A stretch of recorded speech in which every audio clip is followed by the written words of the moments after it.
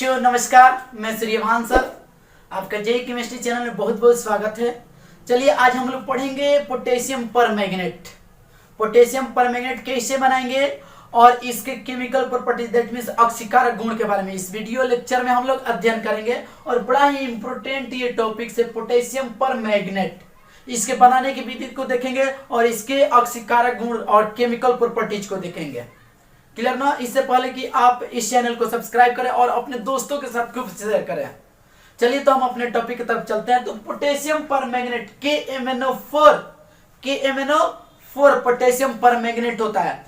ध्यान रहे potassium permanganate का फॉर्मूला होता है KMnO4। देखिए पोटेशियम परमैंगनेट को हम लोग पाइरोलुसाइड से, किससे? पाइरोलुसाइड, जिसका फॉर्मूला होता है MnO2। पाइरोलुसाइड से हम लोग बड़े पैमाने पर बनाते हैं, इसका उत्पादन करते हैं। इसमें क्या होता है, सबसे पहले हम लोग MnO2 मतलब पाइरोलुसाइड को लेकर उसके बारीक चूर्ण को लेकर के KOH या K2CO3 के साथ वायुमंडलीय ऑक्सीजन या KNO3 KCl3 के उपस्थिति में क्या करते हैं, अभिक्रिया कराते हैं, जिसके फलस्वरूप हमको पोटेशियम मैग्नेट प्राप्त होता है। पोटेशियम परमैंगनेट नहीं, पोटेशियम मैग्नेट प्राप्त होता है। और प्राप्त पोटेशियम मैग्नेट की जल अपघटन कराते हैं अम्लीय माध्यम में, तो हमको पोटेशियम परमैंगनेट प्राप्त हो जाता है। देखिए यहाँ पर लिखा गया है, यहाँ पर ध्यान दीजिएगा कि इसको हम लोग पोटेशियम परमैंगनेट को पाइरोलुसाइड से बड़े पैमाने पर बनाया जाता है। इसमें क्या करते हैं, पाइरोलुसाइड के बारीक चूर्ण को KOH या K2CO3 के साथ वायुमंडलीय ऑक्सीजन या ऑक्सीकारक KNO3 KCl3 की उपस्थिति में संकलित करने पर पोटेशियम मैग्नेट प्राप्त होता है। पोटेशियम मैग्नेट, ना कि परमैंगनेट। और जो पोटेशियम मैग्नेट मेरे को मिलता है उसको हम लोग जल अपघटन कराते हैं अम्लीय माध्यम में, तब पोटेशियम परमैंगनेट मिलता है। देखिए कैसे, तो ये है हमारे पास MnO2, क्या है, बारीक चूर्ण है किसका, पाइरोलुसाइड का, और प्लस KOH, और KOH के जगह पर आप K2CO3 भी ले सकते हो, ठीक है ना। और ऑक्सीजन, वायुमंडलीय ऑक्सीजन या ऑक्सीकारक KNO3 KCl3 ले सकते हैं। तो ये आपस में संगलित होकर अभिक्रिया करके बनाते हैं पोटेशियम मैग्नेट। क्या बनाते हैं, पोटेशियम मैग्नेट, मतलब K2MnO4। इसको हम लोग कहते हैं पोटेशियम मैग्नेट। पोटेशियम मैग्नेट एक रखे बोलते हैं। स्पष्ट ना? इसके साथ पानी भी निकलता है, ठीक है ना, H2O। स्पष्ट ना?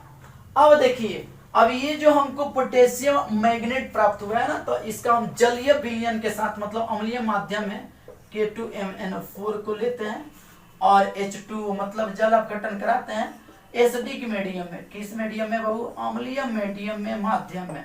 तो हमको मिलता है KMnO4 मिलता है। क्या मिलता है?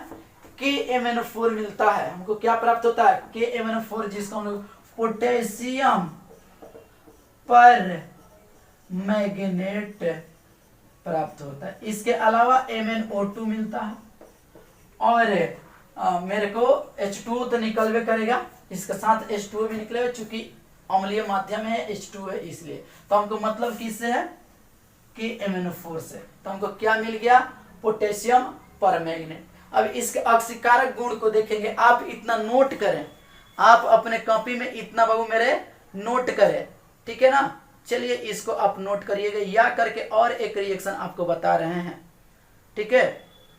या करके इसको हम एक और मेथड से लिख सकते हैं। कैसे? तो आप इतना नोट करें, ठीक है ना। इसके साथ बाबू पानी भी निकलेगा, बट दिखा भी सकते हो, कोई दिक्कत नहीं, कोई परेशानी नहीं। और इसका जो कलर होता है, पोटेशियम मैग्नेट का जो कलर होता है डार्क ग्रीन होता है। क्या होता है इसका कलर? इसका पोटेशियम मैग्नेट का डार्क ग्रीन होता है और KMnO4 का पर्पल होता है। कैसा होता है? पर्पल। इसका जो कलर होता है डार्क ग्रीन, डार्क ग्रीन। इनके आयन के बारे में हमको देखना है और इनके भी आयन के स्ट्रक्चर को हमको देखना है। तो आप इतना नोट कर सकते हो, मैं मिटा रहा हूं। अब जरा ध्यान दीजिएगा कि हम यहां पर लिए हैं दोस्त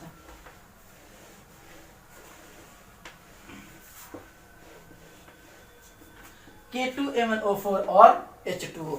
अब इसके अक्सीकारक गुण को देखेंगे, या इसी चीज को हम लोग ऐसे भी कर सकते हैं। जो ये हमारे पास है K2MnO4 है, तो पोटेशियम को हटा दीजिए, तो पोटेशियम को हटाएंगे तो यहाँ पर मेरे को मिलेगा MnO4 2 माइनस नहीं KMnO4 K2 यहाँ पर KMnO4 मिलेगा, ठीक है ना। यहाँ पर K2MnO4 पोटेशियम मैग्नेट, ये है पर मैग्नेट। चलिए MnO4 2 minus minus acidic medium है तो हम ले सकते हैं H प्लस। यहाँ से पोटेशियम हटा दिया, इसके फलस्वरूप यहाँ जो बनेगा K को फिर हटा दीजिए यहाँ से, तो मेरे को मिलेगा MnO4 1 माइनस पर मैग्नेट। इसके साथ साथ ये Mn जो मिलेगा किस ऑक्सीडेशन स्टेट में, 2 दूनी के 4 ऑक्सीडेशन स्टेट में, और प्लस H2O तो मैंने निकलवे करेगा। तो इस रिएक्शन को या करके इसको भी आप नोट कर सकते हो, कंफ्यूजन नहीं है ना। इसको आप नोट करिए, इसके हम लोग ऑक्सीकारक गुण के बारे में देखेंगे। चलिए नोट करें। तो बाबू लोग यहाँ पर इसके प्रॉपर्टीज को देख रहे हैं, प्रॉपर्टीज ऑफ KMnO4। सबसे पहला लाइन की इसका जो कलर होता है डार्क पर्पल होता है, it is dark purple in colour. इसका जो रंग होता है कैसा होता है, डार्क कलर होता है पर्पल में, ठीक है ना। नेक्स्ट पॉइंट, KMnO4 में अनपेड इलेक्ट्रॉन नहीं पाए जाते हैं। KMnO4 में अनपेड इलेक्ट्रॉन, Mn के पास अनपेड इलेक्ट्रॉन नहीं होता है, फिर भी ये रंगीन होता है। और इसके रंगीन होने का मुख्य कारण होता है चार्ज ट्रांसफर स्पेक्ट्रम। ये क्लासरूम में आपको हम पूरा क्लियर करके बताएं कि क्या होता है चार्ज ट्रांसफर स्पेक्ट्रम, इसकी फिनोमिना हम दिखाएं आपको। नेक्स्ट है action of heat. Action of heat, उष्मा का क्या प्रभाव है। तो हमारे पास क्या है KMnO4 मतलब पोटेशियम परमैंगनेट, इसको हीट करेंगे तो ये बनता है K2MnO4 मतलब पोटेशियम मैग्नेट प्लस MnO2 तो मिलवे करेगा और ऑक्सीजन गैस मुक्त होगा। या इसी को पोटेशियम हटा दीजिएगा तो MnO4 माइनस को हीट करेंगे, दैट मीन्स पर मैग्नेट आयन को हीट करेंगे तो ये हट जाएगा, मैग्नेट आयन मतलब MnO4 2 माइनस आयन मिलेगा। इसके अलावा MnO2 प्लस ऑक्सीजन गैस मुक्त होगा।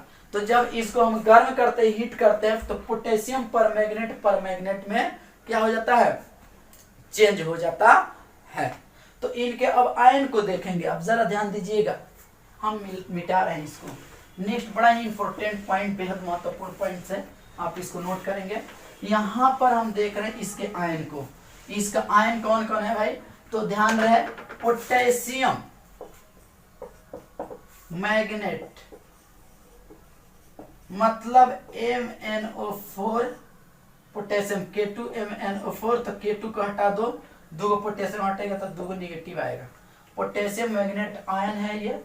अब पोटेशियम पर मैग्नेट आयन क्या होगा, KMnO4 पोटेशियम पर मैग्नेट, इसको हटा देंगे, एक पोटेशियम तो एक माइनस आ जाएगा। तो यहां लिख रहे हैं हम पोटेशियम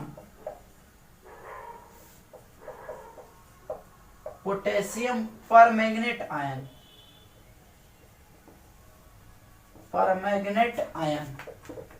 और इधर हम लिख रहे हैं पोटेशियम मैग्नेट आयन।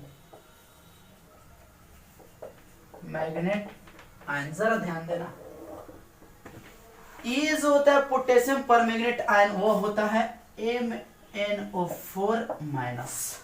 क्या होता है, MnO4 माइनस। पोटेशियम मैग्नेट जो होता है वो होता है MnO4 2 minus. MnO4 minus MnO4 2 minus. इसका जो कलर होता है डार्क पर्पल होता है, और इसका जो कलर होता है ग्रीन होता है, डार्क ग्रीन बोल सकते हो, ठीक है ना। अब जरा ध्यान दे, इसमें अनपेड इलेक्ट्रॉन पाए जाते हैं या नहीं, ध्यान दीजिएगा।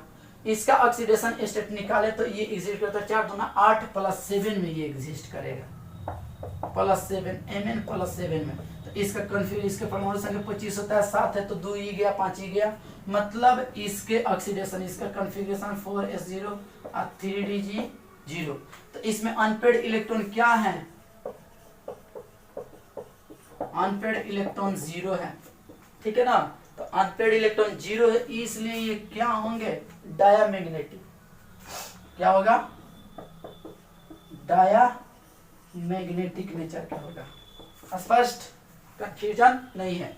चलिए इसमें आते हैं, ये एग्जिस्ट करेगा Mn6 प्लस में। तो इसका कॉन्फ़िगरेशन होगा 4s0 और 3d1। तो इसके पास अनपेड इलेक्ट्रॉन है, अनपेड इलेक्ट्रॉन कितना है, 1 है, इसलिए ये पैरा होगा, पैरामैग्नेटिक नेचर के होगा। स्पष्ट ना? अब जरा ध्यान दीजिएगा, पैरामैग्नेटिक नेचर के ये हैं। अब इसके स्ट्रक्चर की हम चर्चा कर लेते हैं। तो Mn है तो Mn, 4 ऑक्सीजन है तो चारों तरफ दे दे दोस्त, और 1 निगेटिव है तो किसी एक ऑक्सीजन पर निगेटिव दे दो, प्रत्येक ऑक्सीजन डबल बॉन्ड बना देगा। तो इसका स्ट्रक्चर आएगा ना, प्रत्येक ऑक्सीजन डबल बॉन्ड, ये सिंगल बॉन्ड बनाएगा क्योंकि इस पर निगेटिव है। इसका इसमें Mn का हाइब्रिडाइजेशन होगा sp3, और इसका जो स्ट्रक्चर होगा वो क्या होगा, टेट्राहेड्रल, TD मतलब टेट्राहेड्रल चतुष्फलकीय। स्पष्ट? इसमें आ जाइए, ठीक है ना, इसमें आ जाइए आप। पैरामैग्नेटिक है, ठीक है सर, वो वाला चूंकि अनपेड इलेक्ट्रॉन है। इसका स्ट्रक्चर बनाएंगे, Mn है तो Mn, ऑक्सीजन 4 है तो चारों तरफ, इसमें कोई शक संदेह नहीं होना चाहिए। 2 गो माइनस है तो 2 गो माइनस ऑक्सीजन पर दे दो, जो ऑक्सीजन माइनस रखता है वो सिंगल बॉन्ड, बाकी सब डबल बॉन्ड। तो इसमें Mn का भी हाइब्रिडेशन क्या आएगा, sp3, इसलिए स्ट्रक्चर क्या होगा, टेट्राहेड्रल होगा, मतलब TD होगा। तो ये हम पोटेशियम परमैग्नेट आयन की बात किए हैं। अब potassium magnet, that means manganate ion की बात की है, ये आपको हटा देना है, ठीक है ना। आयन के स्ट्रक्चर, उनके प्रॉपर्टीज क्या हैं, ये सारी बातें इसमें हम क्या किए हैं, इंक्लूड किए। इससे इंफॉर्मेशन पूछे जाते हैं, तो आप इसको शॉर्ट स्क्रीन ले लो या इसका आप नोट करो अपने कॉपी में।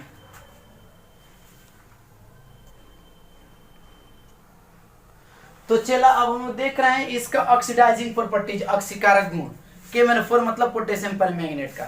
तो पोटेशियम परमैंगनेट अम्लीय माध्यम में एक अच्छा गुड ऑक्सीडाइजिंग एजेंट होता है, क्योंकि ये क्या होते हैं, रिएक्शन करके नवजात ऑक्सीजन देते हैं। जैसे देखिएगा K-4 मतलब इसका अम्लीय माध्यम H2SO4, ये रिएक्ट करते हैं तो बनता है K2SO4 अब प्लस MnSO4 अब प्लस H2O, और लास्ट में चला हमको क्या मिलेगा, नवजात ऑक्सीजन।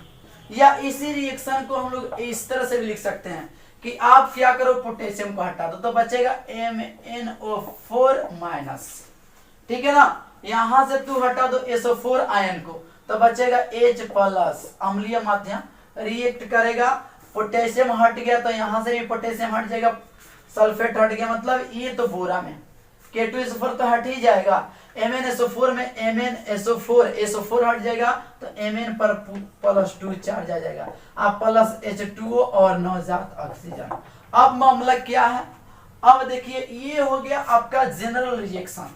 अब पहले हम लोग पढ़े K2Cr2O7 के प्रॉपर्टीज एकदम सेम वैसा ही लगा देना है। ए में एग्जांपल हम लोग देखेंगे, ए में कि यह आयोडाइड को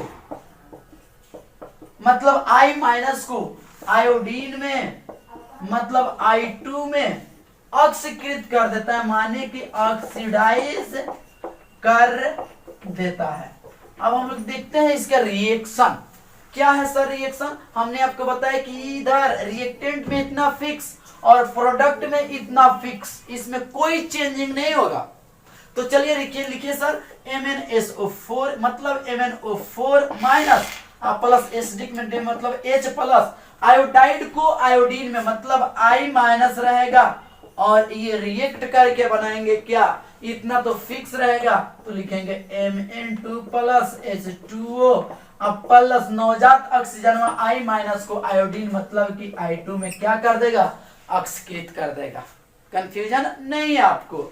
ऐसा ही बाबू बहुत सारा रिएक्शन आएगा जो हम आगे देखते हैं, आप इतना नोट करें।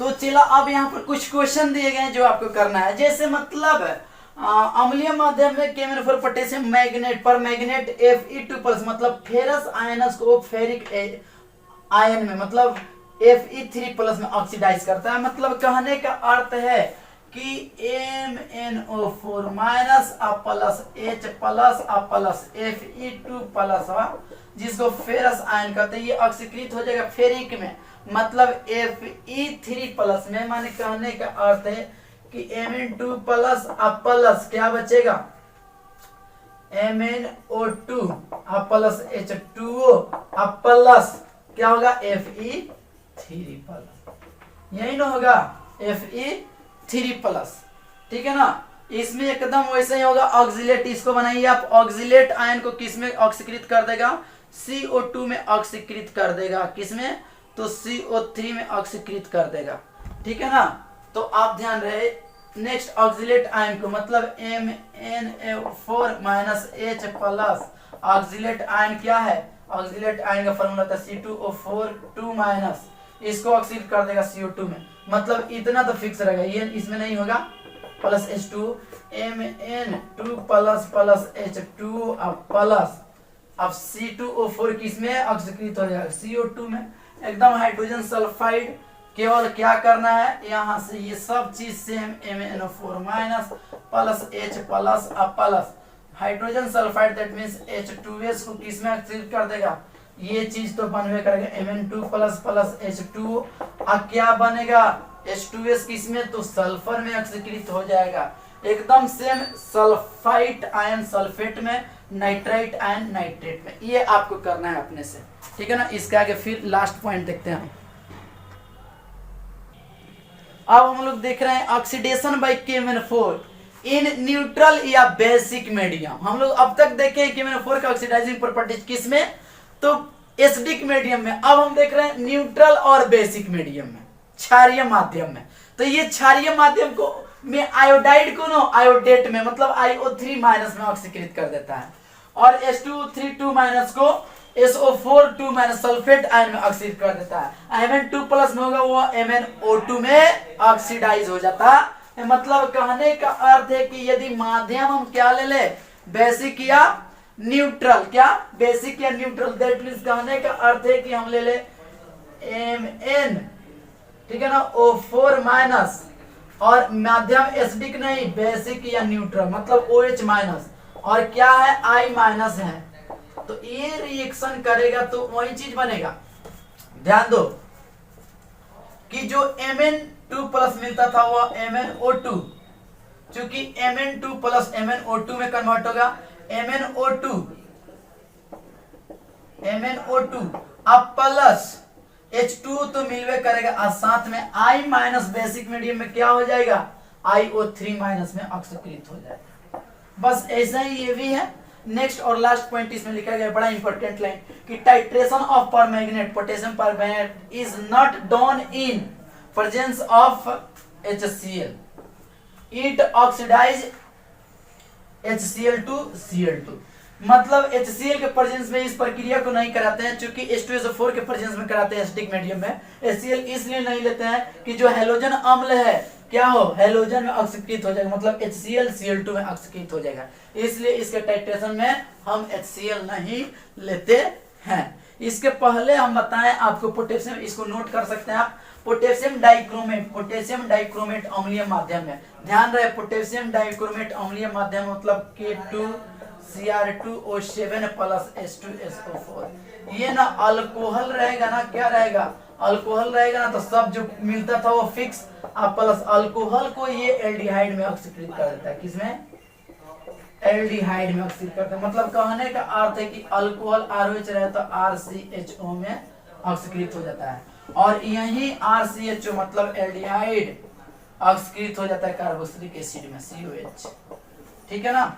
तो ये होता है बाबू। तो आज हम लोग डी ब्लॉक को लास्ट कर दिए, ये था KMnO4 पोटेशियम परमैंगनेट, ठीक है ना। इसके अगले लेक्चर में हम लोग मिलेंगे। धन्यवाद।